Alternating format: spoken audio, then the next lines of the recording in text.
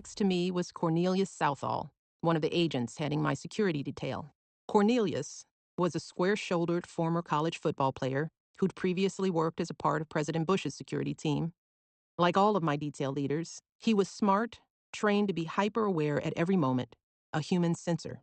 "Ma'am," he said as some new piece of information arrived via his earpiece, "your life is about to change forever."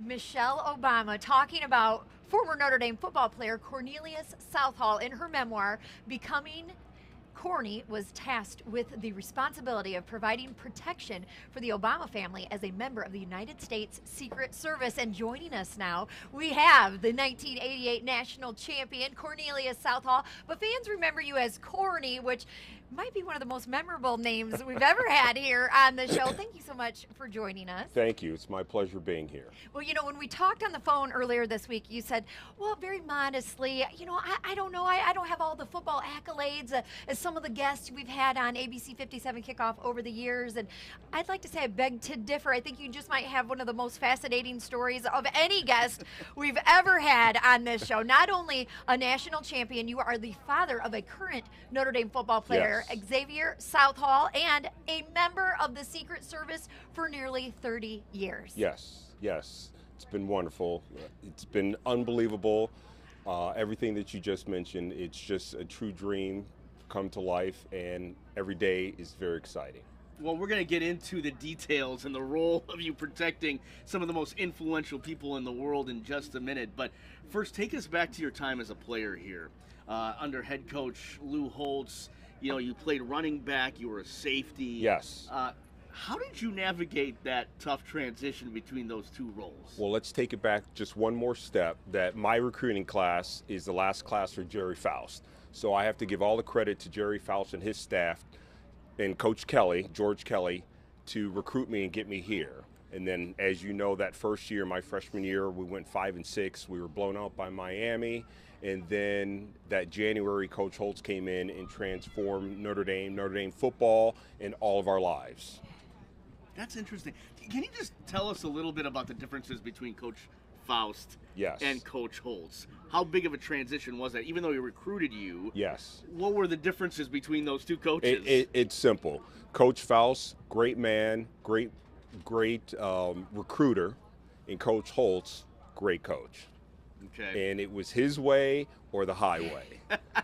And I know you all have interviewed Coach Sure. Holtz in the past, so you know what I'm talking about.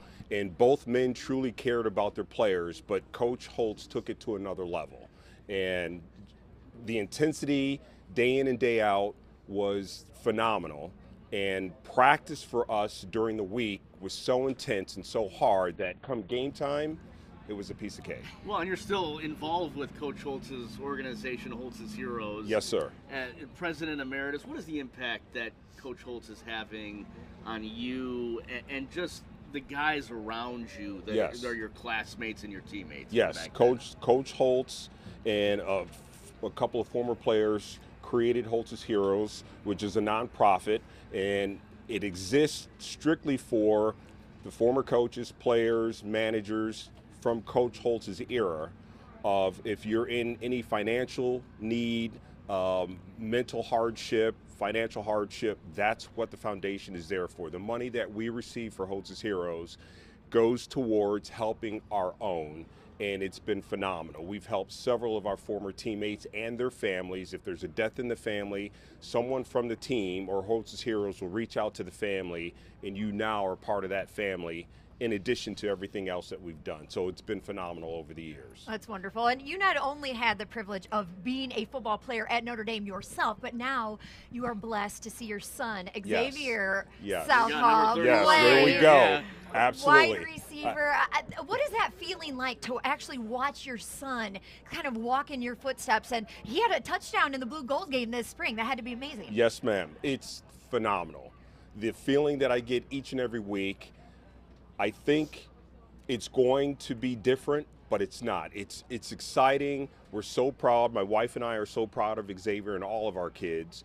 And the biggest thing that I can share with you is I brought my parents back last year, and that was the first time in 36 years since I graduated from Notre Dame, was the first time they came back. And to see Xavier run out of the tunnel in the blue and gold, we were all extremely emotional. It's phenomenal. It's so hard to express to people the feeling that I have and the pride that I have of my son being a part of the blue and gold.